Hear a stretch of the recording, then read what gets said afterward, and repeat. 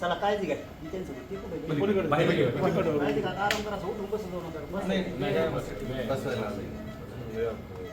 Doctor काय नाही सगळे आपलेच येतात ते काय तुम्हाला काय मागत नाही डॉक्टर साहेबांनी तरी काळजी घेता यांची दोन्हींचे पण ऑपरेशन झाले. डॉक्टर साहेब काळे साहेब आणि गरजे साहेब दोघं पण होते. आता त्यांनी सांगितलं की एकदम तब्येत आता व्यवस्थित आहे त्यांचे. दोन्हींचे पण ऑपरेशन झाले. बरं झालं.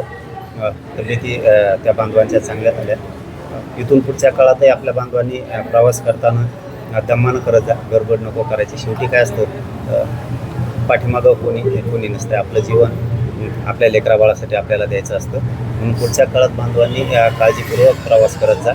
एक बांधव आपले त्या अपघातामध्ये एक्सपायर झालेत इंदापूरचे. तर 15 तारखेला आम्ही सुद्धा 6 वाजता सायंकाळी तिथं त्यांच्या भेटीसाठी सांत्वनपर भेटीला त्या कुटुंबाला भेटण्यासाठी जातो. पाटील, आपल्या आंदोलनानंतर मी आत्ता 10:30 वाजता सकाळी घरून बोललो की कालच्या कॅबिनेटमध्ये काय झालं. विखे पाटील साहेबांना आणि लाड साहेबांना सुद्धा की काल झालेल्या कॅबिनेट राज्य मंत्रिमंडळाच्या बैठकीत नेमकं काय सूचना दिल्या गेल्या. तर त्यांनी सांगितलं की आता आम्ही 22 तारखेनंतर म्हणजे 17 तारखेची एकदा विधान परिषदेची निवडणूक संपली की जी SOP काढली त्या SOP प्रमाणे हैदराबाद गॅजेटप्रमाणे सगळ्याला कुणबी प्रमाणपत्र वाटायची कारवाई करतो. आत्ताच 10:30 वाजताच बोललो की सूचना दिल्यात का, आणि बाकीच्या विषयातसुद्धा कामं चालूच आहेत. हैदराबादचं गॅजेटनुसार 22च्या नंतर सुरू करतो म्हणून सांगितलं आहे त्यांनी, कारण 17पर्यंत आचारसंहिता असल्यामुळं एखाद्या वेळेस कलेक्टर उपलब्ध होत नाहीत असं त्यांचं म्हणणं आहे. मला माहीत नाही, ते जे बोलले ते तुम्हाला खरं सगळं सांगून टाकायला लागलो. आणि आयुक्त पण थोडेसे त्याच कामात बिझी असल्यामुळं मी तरी एवढं बोललो, मराठवाड्याचा विषय असेल तर आमच्याकडं तर बिनविरोध झाला असं म्हणते तो. मग आयुक्त आणि कलेक्टर साहेब नेमके बिझी गुंतलेत कुठं, पण ते म्हणले ठीक आहे, तरी पण आचारसंहिता राज्यासाठी आहेच. तर त्या दृष्टिकोनातून 17च्या नंतर 22च्या आसपास आम्ही ते काम सुरू करतो. आता राहिलं सातारा संस्थांचं, आणि त्याचाही आता ते अभ्यास करतायत त्याचा. इतकंच हलक्यात घेतलं ना, वारंवार आम्ही आंदोलनच करायचं, आम्ही वारंवार. मग त्यावेळेस त्यांनी थोडीशी हालचाल करायची आंदोलनाच्या वेळेस. तर मग मी जाहीरपणानंच सांगतो, विखे पाटील साहेब आणि फडणवीस साहेब पुढचा काळ जड जाईल बरं का.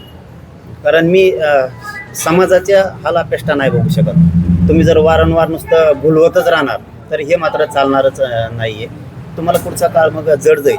आणि त्याच्याही पुढचं जर ठरलं तर आमच्या समाजाचा, मराठा समाजाचा अपमान आणि अवमान जर वारंवारच करत राहिले तर मी 2029ला मराठ्याचा अपमान करणाऱ्याला खूप जणाला पाडी. हो, मी जे बोलतो ना, मला इतकी मग राग आणि तिडक येतो की हे समाज त्याचा हक्काचा असो, त्याला दिलं जात नाही मराठा समाजाला. आता हैदराबाद गॅजेटच्या नोंदी आहेत तरी दिल्या जात नाही म्हणल्यावर राग येणारच. सातारा संस्थांचा JR आहे, गॅजेट आहे, त्याचा JR काढत नाही, राग येणारच. 58 लाख नोंदी सापडल्या, त्याचे कोणबी प्रमाणपत्र देणार नाहीत म्हणले तर राग येणारच ना मला. तुम्ही कोणाला घेऊन करत नाही आहे. तुम्हाला आम्ही म्हणतो की तुम्हाला OBCचं काढून आम्हाला द्या, अजिबातच म्हणत नाही आहेत आम्ही. आमचं आहे ते तर द्या. 58 लाख नोंदी, त्याचे कोणबी प्रमाणपत्र द्या, त्याचे दिले त्याच्या व्हॅलिडिटी आता ॲडमिशन आहेत, रोखू नका हे सांगणं. आता एक परवाच्याला असा विषय झाला आहे, आता तो खरा आहे का खोटा मी आणखी 2-3 दिवस बोलत नाही त्या विषयावरती. वडवणीला नोंदी सापडल्या मोडी लिपीचे, आणि तिथला कोण तहसीलदार आहे वडवणीचा, आणि कोणीतरी सोनिका स्वामी काहीतरी नावाचा एक अधिकारी बीडला काहीतरी आहे कोणीतरी. आता मी ते सांगितलंय करा, नाही केलं तर मग चौकशीच्या फेऱ्यात ह्या दोघांना पण घेणार. त्यांनी त्या NICवरचे अपलोड केलेल्या नोंदीच उडविल्या. म्हणजे तुम्ही मोडी लिपीच्या असणाऱ्या उडविणार. तिथं आता 2000 लोक आहेत, म्हणजे 200 कुटुंबाचं वाटोळं करायला तुम्ही कोणी अधिकार दिला तुम्हाला? तुम्हाला कोणी अधिकार दिला देऊ? मोडी लिपीच्या असणाऱ्या नोंदी तुम्हीच सापडलेल्या, आणि तुमचेच कोण सोनिका स्वामी कोण आहे, आणि ती एक दुसरा तहसीलदार, एक बीडचा हा स्वामिका सोनी कोणीतरी, आणि वडवणीचा तहसीलदार, ह्यो जर अपलोड केलेल्या NICवरच्या जर नोंदी उडवत असेल तर मराठीवर तुम्हाला अन्याय करायचा का? पण 200 कुटुंबाचं वाटोळं व्हायला, थोड्या तिरक्या नाही भाऊ, 200 कुटुंबाचं, आणि तिथं 2000 लोक आहेत त्या आडनावाचे, आंबोरे आडनावाचे. तुम्हाला कोणी अधिकार दिला उडवायचे ते?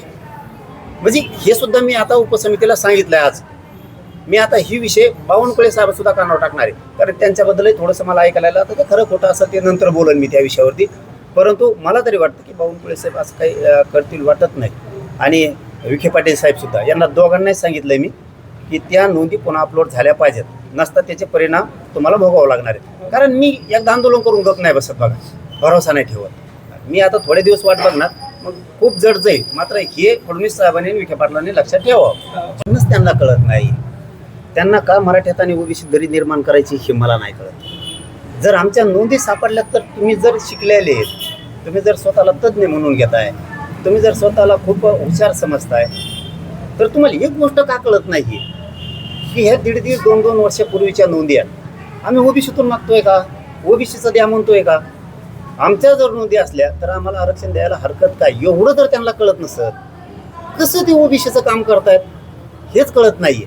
गरीब ओबीसीला कळतं हे की मराठ्यांच्या जर नोंदी सापडल्या त्यांना प्रमाणपत्र दिले पाहिजेत. मग हे शिकल्या लोकांनाच का कळत नाही? हाच खूप मोठा प्रश्न आहे. आता हे 2 तर मी सांगतो, यांनी जर ते अपलोड नाही केल्या, हे कोण सोनी का स्वामी कोण येतो आणि स्वामी आणि इकडं ते तहसीलदार यांनी जर ते अपलोड नाही केल्या, हे 2 तर 100% जाणार. हे जर कोणाचं ऐकून बघा, हे जर बीडमधल्या कोणाचं ऐकून त्या नोंदी अपलोड केलेल्या NSA वरून जर उडवत असतील तर तुमचं त्यांचं ऐकल्यामुळं तुमचा बळी जाईल. तुम्ही कोणाचं ऐकू नका. इथं नोकरी भेटत नाही. मी काय सांगतोय समजून घ्या दोघांनी सुद्धा. इथं नोकऱ्या भेटत नाहीत. नोकरीसाठी मरमर करावी लागती. मला तुमचं वाटोळं करायचं नाहीये. तुम्ही माझ्या 2000 लोकांचं वाटोळं करू नका. कोणाचं ऐकून जर तुम्ही ते केलं असेल तर ते पुन्हा अपलोड करा. तुम्ही त्यांच्यासाठी तुमचं नोकरीवर पाणी फिरू नका.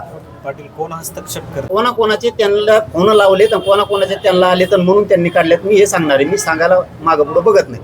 पण त्यांचा लयच अडचणीत येते दोन्ही पण, ते बीडवलं पण आणि ते वडवणीवलं पण. म्हणून मी सांगा ना तुम्ही काय केलंय. कोणाचं ऐकून तुम्ही जर ओढवायला लागलात ना तर लय वाईट होईल बरं का. माझ्या फेऱ्यात येऊ नका. माझ्या फेऱ्यात आलं तुमच्या पाठीमागं किती ताकदवर असला, मी त्याची ताकद यशस्वी होऊ देत नाही. हे तुम्ही अगोदर 3-4 वर्षात बघा. दोघं अधिकारी आहेत ना तुम्ही, ज्यांनी आता राजकीय आणि पैशाची ताकद लावली ना, त्याची मी चलू दिलेली नाही. तुम्ही उगत बळीचा बकरा होऊ नका. शहाणे असताल तर ते अपलोड करा.